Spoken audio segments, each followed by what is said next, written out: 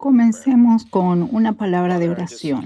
Padre, simplemente vengo a ti. Venimos a ti y oramos por todos los que están escuchando en esta sala, en la radio, eh, en internet. Oramos, Padre, para que conectes nuestros corazones y mentes con Cristo a través de tu palabra, a través de la verdad, del amor, de la gracia y del poder en tu palabra. Hazlo de manera poderosa, de manera sobrenatural, Señor.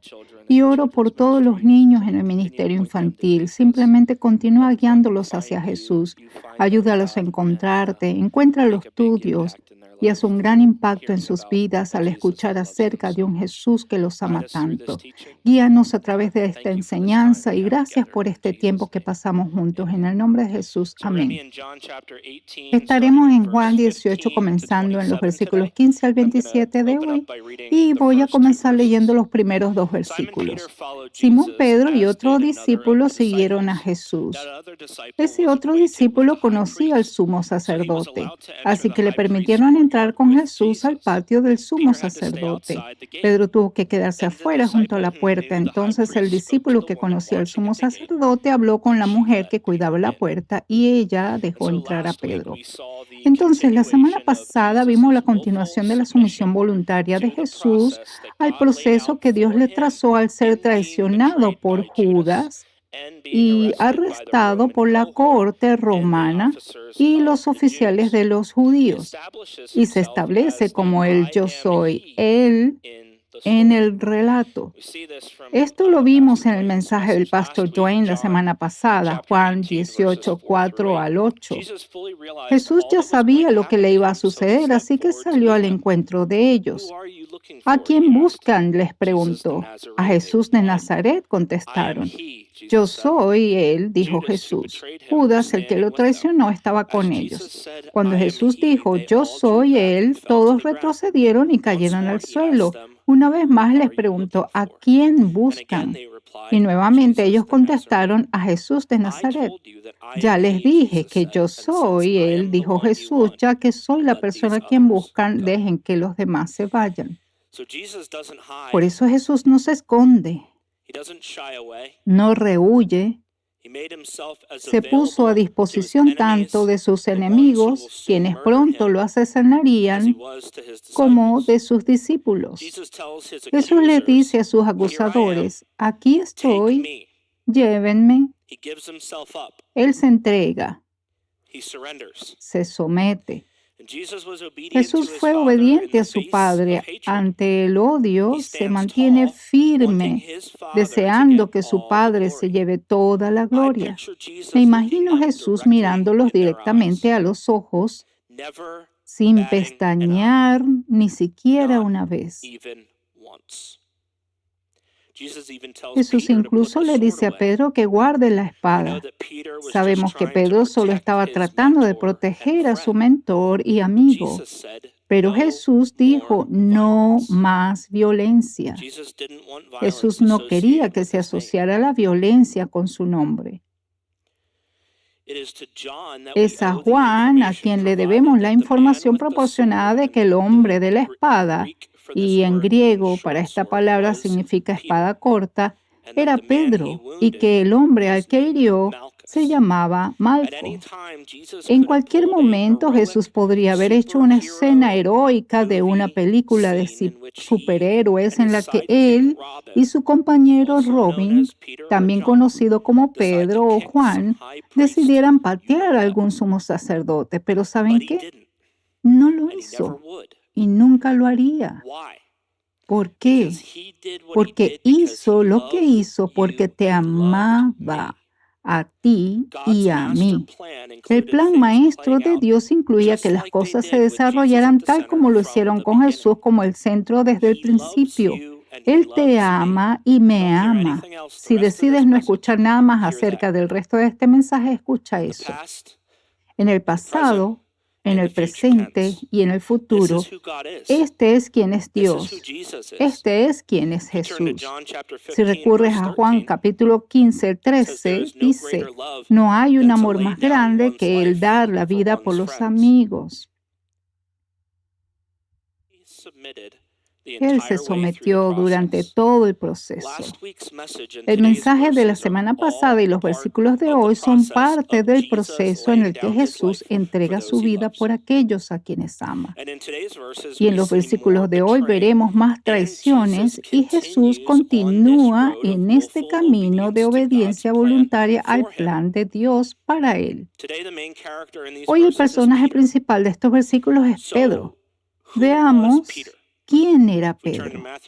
Si recurrimos a Mateo 4, versículos 18 al 20, comenzaremos a ver dónde comenzó esta historia de Pedro con Jesús. Cierto día, mientras Jesús caminaba por la orilla del mar de Galilea, vio a dos hermanos, a Simón, también llamado Pedro, y a Andrés, que echaban la red al agua porque vivían de la pesca. Jesús los llamó: vengan, síganme, y yo les enseñaré cómo pescar personas. Y enseguida dejaron las redes y los siguieron. Así que las primeras palabras de Jesús a Pedro fueron: ven, sígueme. Sus últimas palabras para él fueron: en cuanto a ti, sígueme. Si nos fijamos en Juan 21 y 22, Juan 21, 22, vemos a Jesús respondiendo a Pedro de esta manera. Jesús contestó: si quiero que él siga vivo hasta que yo regrese, ¿qué tiene que ver contigo? En cuanto a ti, sígueme. Pedro nunca dejó de seguir cada paso del camino entre esos dos desafíos, aunque a menudo tropezaba y metía la pata. Cuando Jesús entró en la vida de Pedro, este sencillo pescador se convirtió en una nueva persona con nuevas metas y nuevas prioridades. Los pescadores de la época de Jesús eran bruscos, descuidados, viles, vestían andrajosamente y a menudo usaban un lenguaje vulgar. Estaban llenos de vigor y tenían temperamento bullicioso. La pesca era un trabajo exigente física y mentalmente, por lo que los pescadores tenían que tener mucho coraje, no tener miedo tanto como lo pudieran dominar. Pedro no se convirtió en una persona perfecta cuando decidió seguir a Jesús. Convertirse en discípulo de Jesús no te hace perfecto. Solo Jesús fue perfecto.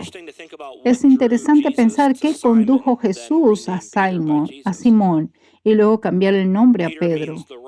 Pedro significa la roca, pero Pedro fue todo menos una roca durante muchos momentos de su vida.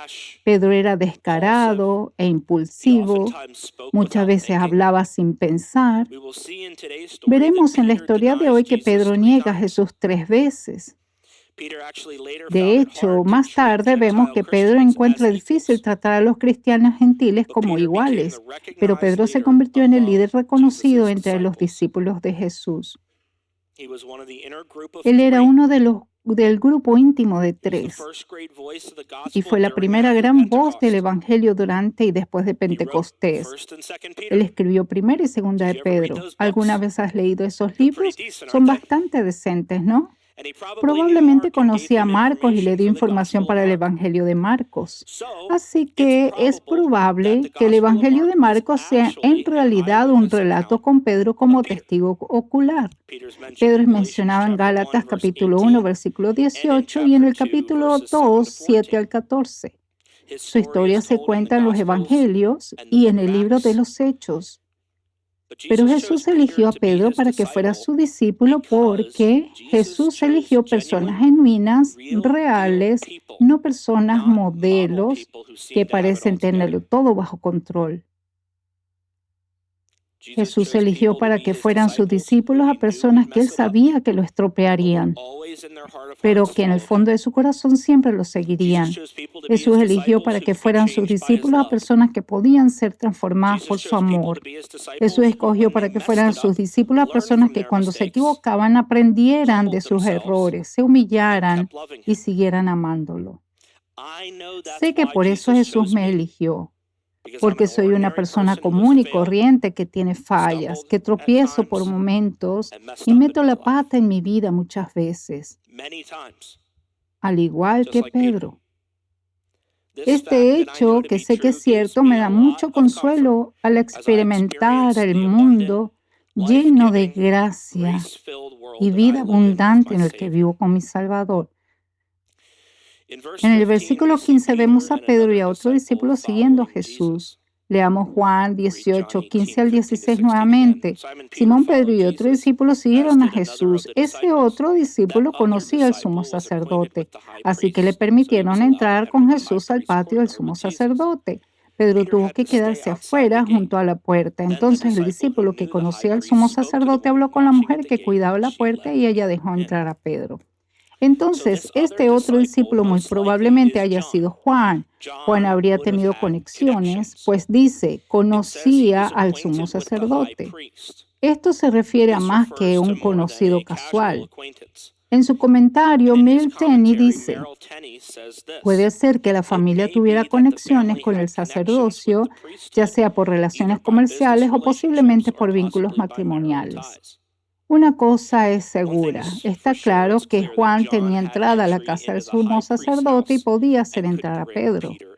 Vemos también que se refiere a Juan como el otro discípulo, quien habló con la portera y ambos entraron. Así que también está claro que Juan conocía gente, conocía a la portera debido a compromisos anteriores. Y solo estoy suponiendo, pero Juan tenía un poco más de tacto que Pedro. Se llevaba bien con las personas, era un poco más amable y receptivo que Pedro y podía conectar muy bien con la gente. Entonces Juan lo lleva al patio y estoy bastante seguro de que Pedro se preguntaba qué está por suceder. Probablemente esté nervioso, supongo. Probablemente no sepa exactamente qué esperar. Pero la experiencia de Pedro en las próximas horas sin duda cambiaría su vida para siempre. Juan 18, 17 y 18 dice, la mujer le preguntó a Pedro, ¿no eres tú también uno de los discípulos de ese hombre? No, le contestó Pedro, no lo soy. Como hacía frío, los sirvientes de la casa y los guardias habían hecho una fogata con carbón. Estaban allí de pie junto al fuego calentándose y Pedro estaba con ellos también calentándose. Entonces los cuatro evangelios nos dicen que el primer desafío de Pedro vino de una esclava, la persona menos importante e imaginable en esa sociedad. En la traducción de la NASB, la esclava dice lo mismo, pero agrega la palabra también. Le hizo la pregunta a Pedro de esta manera, ¿no eres también uno de los discípulos de este hombre? También significa que ella ya conocía a Juan como discípulo de Jesús. F. Bruce en su comentario dice, la sirvienta presumiblemente sabía que el otro discípulo era un seguidor de Jesús y cuando lo vio trayendo a Pedro, dijo en efecto, oh no, otro no. Observa cómo la chica formuló su pregunta. Dijo, tú no eres también uno de los discípulos de este hombre, ¿verdad? La forma de la pregunta implicaba una respuesta negativa y vaya, oh cielo, Pedro confirmó sus expectativas. En lugar de mantenerse erguido como Jesús frente al odio, la muerte y las acusaciones, Pedro sucumbió como un fideo mojado. Se marchitó como una flor bajo el calor del sol. Negó ser un discípulo de Jesús.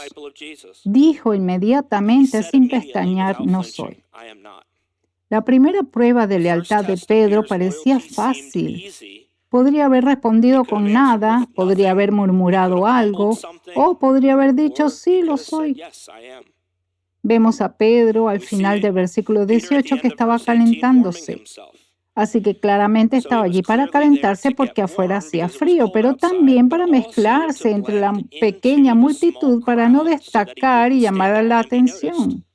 Puedes imaginarte que en este entorno como discípulo de Jesús, estar con otro discípulo y estar tan estrechamente asociado con Jesús era muy peligroso.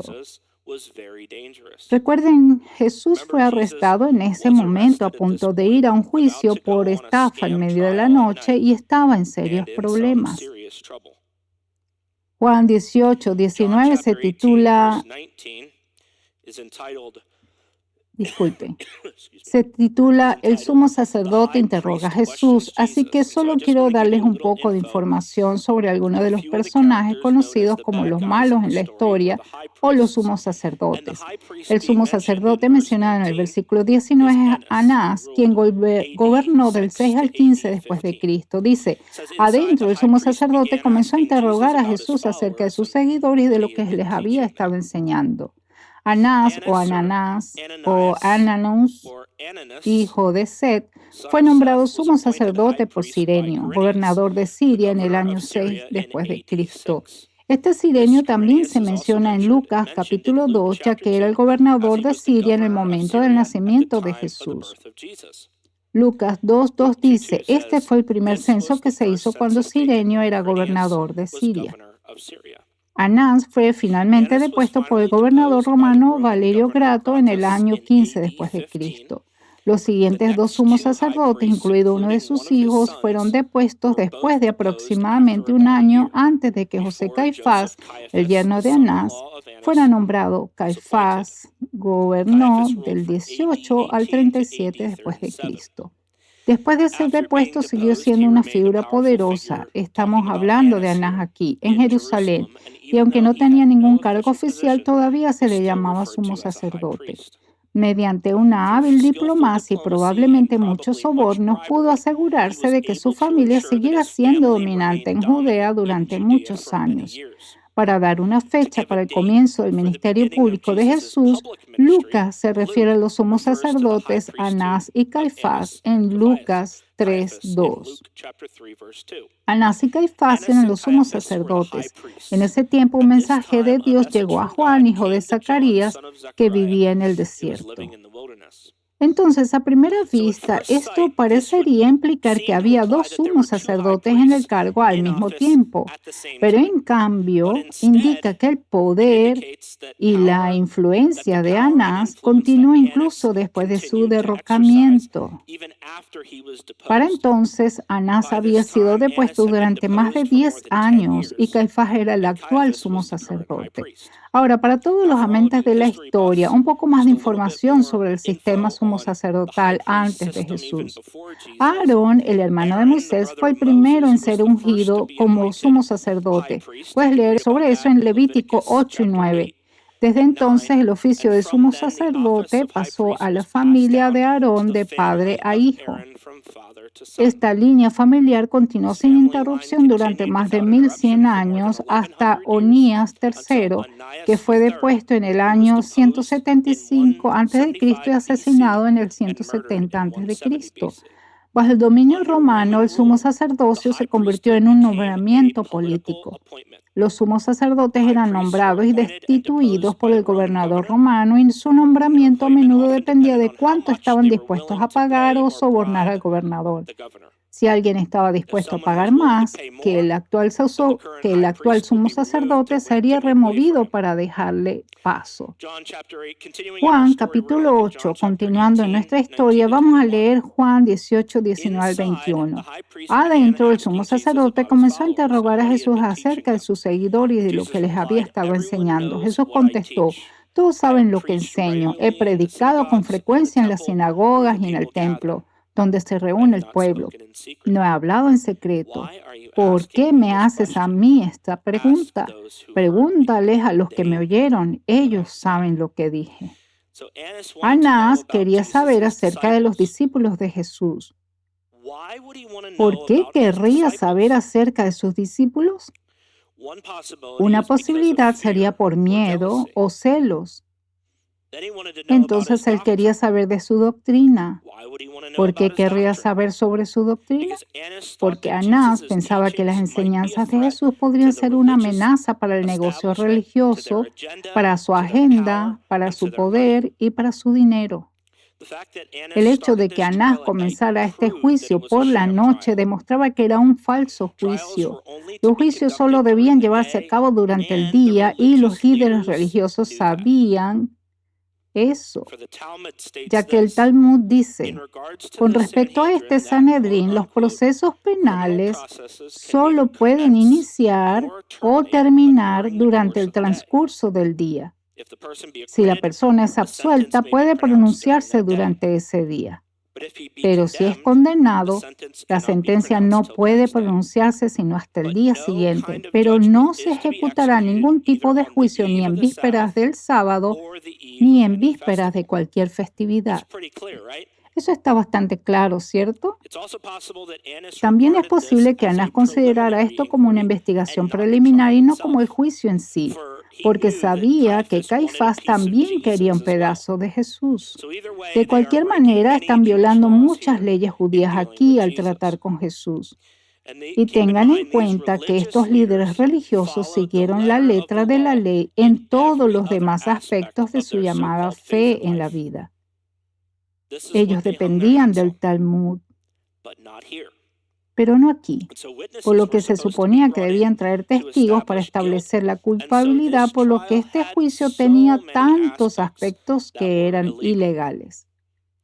En realidad era deber y responsabilidad del sumo sacerdote llamar testigos, por lo que los líderes religiosos sabían que no tenían motivos para acusar a Jesús de nada. Entonces lo que hicieron fue intentar reunir pruebas en su contra utilizando falsos testigos. Echemos un vistazo a Marcos 14, 55 al 59. Adentro, los principales sacerdotes y todo el Concilio Supremo intentaban encontrar pruebas contra Jesús para poder ejecutarlo, pero no pudieron encontrarlo. Muchos falsos testigos hablaron contra él, pero se contradecían. Finalmente, unos hombres se pusieron de pie y pidieron el siguiente falso testimonio. Nosotros lo oímos decir: yo destruiré este templo hecho con manos humanas y en 3 días construiré otro, no hecho con manos humanas. Pero aún así, sus relatos no coincidían. En Juan 18, 20, Jesús básicamente dice: he hablado abiertamente, no he hablado en secreto como lo estás haciendo tú. Juan 18, 20 dice: Jesús contestó: todos saben lo que enseño, he predicado con frecuencia en las sinagogas y en el templo donde se reúne el pueblo, no he hablado en secreto. ¿No habría sido difícil convocar a un grupo de testigos a este juicio? Cientos, incluso miles. Pero los líderes religiosos no estaban interesados en seguir la ley para este juicio en específico. Jesús simplemente les está mostrando que el mensaje que enseñó en público fue el mismo mensaje que enseñó a los discípulos en privado. Es el mismo mensaje que el Espíritu Santo nos está enseñando hoy. Todo se alinea perfectamente. El comentarista Trapp dice esto: la verdad es audaz y sin máscara, mientras que la herejía se esconde y apaga la luz. La verdad habla por sí misma y nunca será ocultada. A la gente no le gusta la verdad de la Biblia, pero sigue siendo la verdad. Aunque a la gente no le guste o no esté de acuerdo con ella, no cambia este hecho. Jesús responde a sus acusadores con verdad y respeto por Dios y el mensaje que debe entregar. No fue sarcástico ni grosero. Simplemente los recibió con la verdad y las palabras que Dios quería que hablara. Estas son palabras divinas como todas las palabras que Jesús habló. Y como el pastor Dwayne mencionó la semana pasada, estas se conocen como palabras de poder. Y debemos prestar mucha atención a que nuestras palabras, como las de Jesús, tengan una enorme influencia e impacto en otros para Cristo, su reino y el Evangelio. Nuestras respuestas a preguntas acusatorias, pues se nos preguntará acerca de nuestra fe, son cruciales para enviar el Evangelio de Jesucristo a un mundo quebrantado, perdido, enojado y confundido. Presten atención a cómo Jesús responde aquí a sus acusadores, porque lo hace perfectamente, con la intención de darle la gloria a Dios y difundir la verdad de su mensaje. Fíjense que Jesús no se defiende, no tiene por qué hacerlo.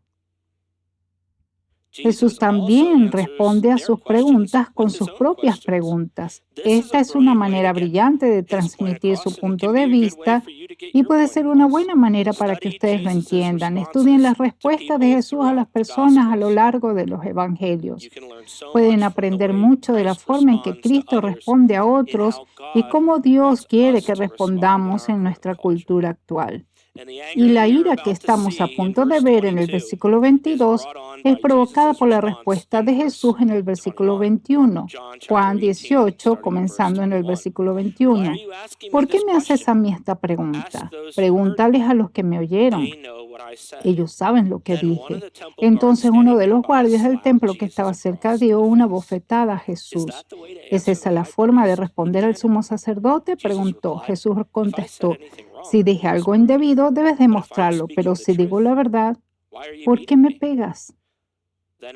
Pensé que podría ser útil darle una pequeña imagen de esta escena, así que preparé un breve clip de 20 segundos que pensé que podrías disfrutar. Aquí está la imagen.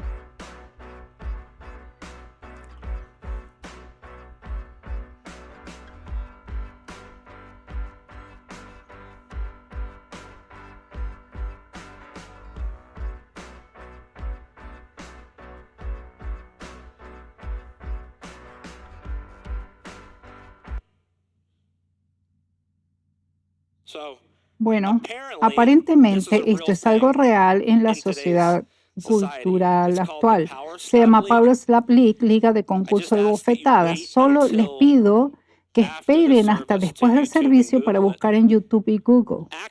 De hecho, todos los pastores y yo esperamos que podamos entrar a esta liga, pero el pastor Tom aún no nos ha dado la bendición. Creo que dijo algo sobre esperar hasta que regrese del año sabático, está orando por eso y así que, ya sabes, esta fue idea del pastor Dan, si puedes creerlo. Bueno, suficiente con esa diversión. Así que bofetada es la palabra golpear, literalmente significa un golpe con la mano abierta y es exactamente lo que acabamos de ver o tal vez algo similar. Eso también fue altamente ilegal y por eso el comentarista Alford dice, este golpe fue una señal de las indignidades que siguieron. El nombre del hombre que abofeteó a Jesús no fue registrado, pero este funcionario anónimo comenzó el abuso físico que finalmente terminaría en la crucifixión de Jesús. En su deidad, Jesús conocía el nombre de este hombre que lo bofeteó, pero como uno de aquellos que no sabían lo que hicieron contra el Mesías de Dios, su nombre amablemente no fue registrado en las Escrituras en ninguna parte.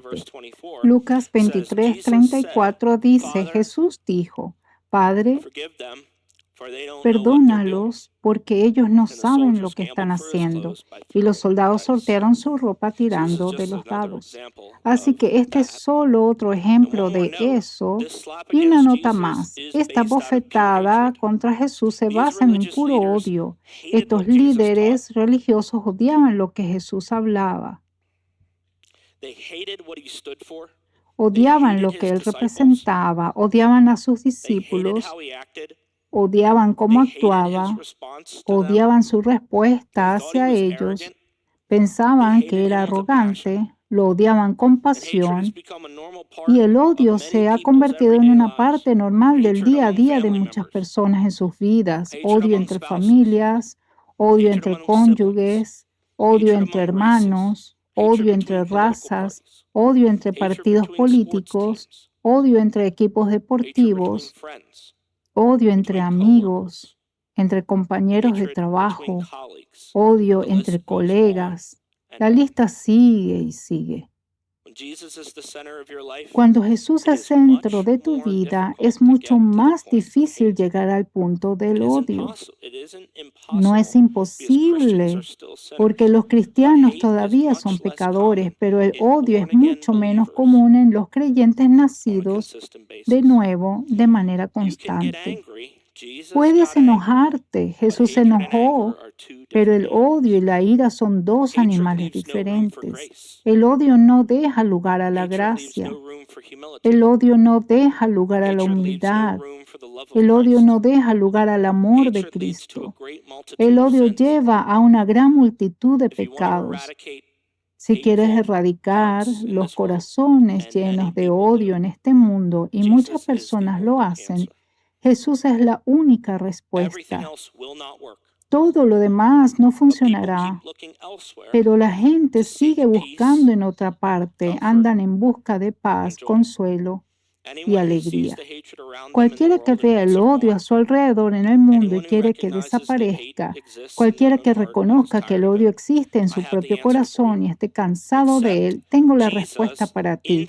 Acepta a Jesús en tu corazón y comienza una relación genuina, profunda y significativa con el Rey del Universo.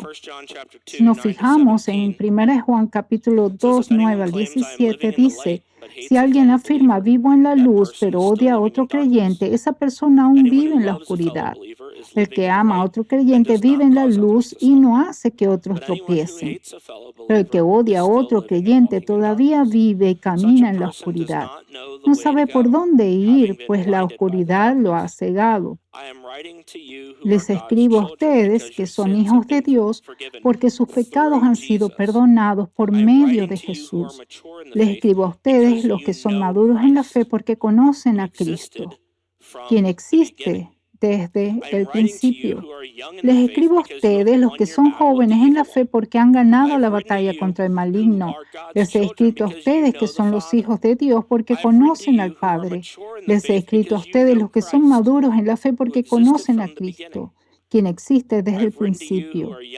Les he escrito a ustedes los que son jóvenes en la fe porque son fuertes. La palabra de Dios vive en sus corazones y han ganado la batalla contra el maligno. Así que examinen sus corazones en busca de cualquier odio que haya entrado y le pidan a Jesús que se deshaga de él. No quiero admitirlo, pero de vez en cuando hay pensamientos negativos, enojados y llenos de odio que pasan por mi mente, que provienen del pecado en mi corazón. Entonces conoce a Jesús más profundamente y continúa amándolo con todo tu corazón. Deja de amar las cosas del mundo y ama a Jesús al máximo. Esta es la respuesta para liberarnos de un corazón lleno de odio y de pensamientos de odio. Continuando, estamos llegando al final de nuestro estudio aquí, Juan 18, 24. Entonces Anás ató a Jesús y lo envió a Caifás, el sumo sacerdote. Reuní algunas imágenes para que puedas tener una idea de algunas cosas aquí. La primera lección es una fotografía tomada en uno de nuestros viajes a Israel. Esta es la casa de Caifás. Ves el piso. Aquí es donde creen que estaba exactamente. La segunda foto es un modelo de cómo hubiera sido la casa del sumo sacerdote. Se puede ver el patio en el medio, allí donde Juan metió a Pedro.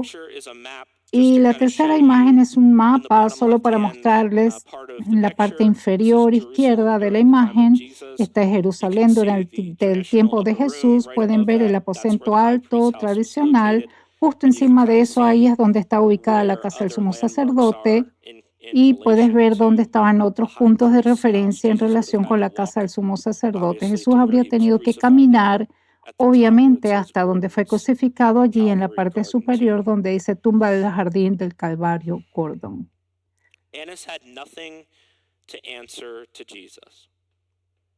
Anás no tenía nada que responderle a Jesús. Envió a Jesús a un juicio más oficial ante el hombre que ocupaba el cargo real de sumo sacerdote y envió a Jesús atado, como si fuera un criminal peligroso, lo cual cuando piensas en eso es en realidad un poco cómico. Juan 18, 25 al 27 es el último de los versículos de esta semana. Mientras tanto, como Simón Pedro seguía de pie junto a la fogata calentándose, volvieron a preguntarle: ¿no eres tú también uno de sus discípulos? No lo soy, negó Pedro. Pero uno de los esclavos del sumo sacerdote, pariente del hombre al que Pedro le había cortado la oreja, preguntó: ¿no te vi en el huerto de Olivos con Jesús? Una vez más, Pedro lo negó y enseguida cantó un gallo. Así que imagina la escena aquí. Pedro estaba esperando junto al fuego asando malvaviscos con un grupo de sirvientes de los líderes religiosos. Traté de encontrar representaciones de Pedro asando malvaviscos alrededor del fuego, pero no pude encontrar ninguna, así que tendrás que usar tu imaginación. Recuerda que él estaba allí para calentarse, pero también quería estar cerca de la acción porque se preocupaba profundamente por su líder y maestro Jesús. Necesitaba estar cerca de la acción, no quería perderse nada. Juan dice, le volvieron a preguntar, lo que implica que fue más de una persona haciéndole preguntas. En Mateo dice, otra chica hizo esta pregunta. En Marco dice, la misma chica hizo las preguntas. En Lucas dice, un hombre hizo las preguntas. Algunas personas tienen dificultades con estas inconsistencias. Estoy aquí para disipar algunas de ellas. Un grupo de sirvientes hablando alrededor del fuego. Habrían habido hombres y mujeres, muy probablemente. Varios, sin duda, le habrían preguntado a Pedro y le habrían repetido la misma pregunta, pues esto es muy plausible. Y los sirvientes probablemente no esperaban realmente encontrar un seguidor de Jesús en el patio del sumo sacerdote, en aquellas circunstancias de aquella noche. Pero por alguna razón debió parecer que valía la pena hacerle la pregunta. Me imagino a Pedro confundido y asustado, por lo que negó ser su discípulo. Sabía que si hubiera dicho que sí, estos siervos habrían ido directo a los superiores y lo hubieran metido en prisión o algo peor. También sabemos que Jesús profetizó que Pedro lo negaría 3 veces. Vayamos a Juan 13:38. ¿Morir por mí? Le contestó Jesús. Pedro, te digo la verdad, mañana por la mañana, antes de que cante el gallo, negarás 3 veces que me conoces. También sabemos en los percances de Pedro que Jesús lo perdonó. Esta es la parte más importante de la historia. Jesús sabía que Pedro lo iba a negar 3 veces. Pedro lo negó 3 veces porque Jesús lo permitió y eso jugó un papel importante en la muerte de Pedro como testimonio. Y luego Pedro debe haberse arrepentido porque Jesús lo perdonó. Bajo presión, Pedro cedió. Bajo presión, tú cederás. Bajo presión, te equivocarás. Incluso si no estás bajo presión, todavía vas a equivocarte. ¿Sabes cómo? Lo sé. ¿Sabes por qué? Porque le sucede a cada persona sobre la faz en esta tierra. Hace unas semanas dije algo que me quedó grabado y realmente desearía poder retractarme. Respondí mal. Por supuesto que no puedo retractarme, pero Jesús afortunadamente me perdona. Me he arrepentido y estoy orando que aprenda de ello y así no hacerlo otra vez y no volverlo a decir así. Realmente vi el error y veo el error en mi camino y quiero cambiar. Echa un vistazo ahora un poco más adelante con Pedro y Jesús en Juan 21:15 al 17. Después del desayuno, Jesús le preguntó a Simón Pedro, Simón, hijo de Juan, ¿me amas más que estos? Sí, Señor, contestó Pedro, tú sabes que te quiero. Entonces alimenta a mis corderos, les dijo Jesús. Jesús repitió la pregunta, Simón, hijo de Juan, ¿me amas? Sí, Señor, dijo Pedro, tú sabes que te quiero. Entonces cuida de mis ovejas, dijo Jesús. Le preguntó por tercera vez, Simón, hijo de Juan, ¿me quieres? A Pedro le dolió que Jesús le dijera la tercera vez, ¿me quieres? Le contestó, Señor, tú sabes todo, tú sabes que yo te quiero. Jesús dijo, entonces alimenta a mis ovejas. Pedro se equivocó 3 veces en nuestra historia de hoy, pero luego en Juan 21 acertó 3 veces. Durante los siguientes 30 años, las acciones de Pedro demostraron que lo hizo bien. Predicó con valentía el Evangelio en todo el campo de Israel durante 33 años. Pedro fue crucificado boca abajo en una cruz a los 65 años, porque no quería morir de la misma manera que lo hizo su Maestro Jesús. Se le dio la opción de cómo quería morir y eso es lo que eligió. Dios transformó a Pedro de un hombre de trueno, arrogante y engreído, a un siervo humilde y dispuesto que siguió a Jesús, lo obedeció y lo complació hasta el mismo tipo de muerte. Aunque la muerte de Pedro solo se menciona en las Escrituras a partir de la profecía de Jesús, muchos escritores de la época vinculan la muerte de Pedro con Roma durante el reinado de Nerón alrededor del año 67 después de Cristo. Jesús profetiza sobre la muerte de Pedro en Juan 21:18. Te digo la verdad, cuando eras joven podías hacer lo que querías, te vestías tú mismo e ibas a donde querías ir. Sin embargo, cuando seas viejo, extenderás los brazos y otros te vestirán y te llevarán a donde no quieras ir. Pedro pasó de ser pescador a pescador de hombres, uno de los mejores pescadores de hombres que jamás haya caminado sobre la tierra. Me gustaría que consideraras dos aplicaciones de la enseñanza de hoy. La primera aplicación es una pregunta. ¿A quién amas más? Si eres un verdadero discípulo de Jesús, vas a estropear esto de vez en cuando. Vas a desagradar a Dios de vez en cuando. Pero si siempre regresas consistentemente a amar a Jesús sobremanera que cualquier persona y cosa en este mundo, estarás bien ante los ojos de Dios. Pedro lo estuvo y tú también lo estarás. Entonces, 4 palabras para ti. Amar a Jesús sobremanera. Me puse nervioso por un segundo porque creí que eran 5 palabras. Más que a tu esposa, más que a tus hijos, más que a tus nietos, más que a tu dinero, más que a tu teléfono, más que a tu trabajo, más que lo que sea que tú ames mucho en este mundo. Y la segunda aplicación es que Dios usa gente común como Pedro para hacer su trabajo. Hay un grupo de personas comunes sentadas en esta sala ahora mismo. Hay una persona común parada aquí frente a ustedes. Tengo miedos, ansiedades y problemas. Me equivoco. De hecho, he fallado muchas veces y con desaciertos en mi vida. Él quiere que lo sigas. Quiere que yo lo siga. Así que síguelo. Ahora, de inmediato. Hay una urgencia aquí que no puedes darte el lujo de esperar. No lo abordaremos el próximo mes.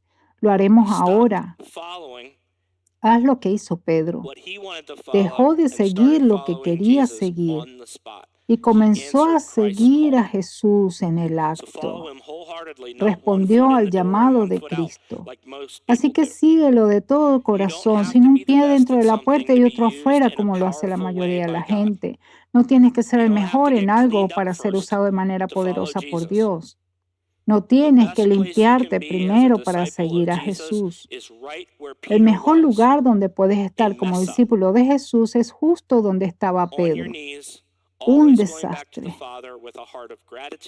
De rodillas, siempre regresando al Padre con un corazón agradecido, con amor por Jesús, con amor por la palabra de Dios y con una mentalidad de siervo de que los demás son más importantes que uno mismo. Si haces bien esas cosas, Jesús estará muy complacido contigo, tal como estuvo con Pedro. Y esa debe ser nuestra única meta en esta vida, agradar a nuestro Maestro Jesús a toda costa. Cerremos con oración. Padre Dios, esto es lo que enseñas en Lucas, comenzando en el versículo 27. Estas son tus palabras, debemos escucharlas. Tú nos dices, a los que están dispuestos a escuchar, oh Dios, oro para que estemos dispuestos a escuchar. Les digo, amen a sus enemigos, hagan bien a quienes los odian, bendigan a quienes los maldicen, oren por aquellos que los lastiman. Si alguien te da una bofetada en una mejilla, ofrécele también la otra mejilla. Si alguien te exige el abrigo, ofrécele también la camisa. Ruego, oh Dios, que seamos discípulos que modelen sus palabras, sus respuestas y sus acciones. Tú modelaste esto para nosotros. Ruego que seamos más como tú. Jesús, no solo hablas lo que hablas, caminas lo que caminas. Oro para que seamos un pueblo que camine el camino de tu verdad en tu palabra.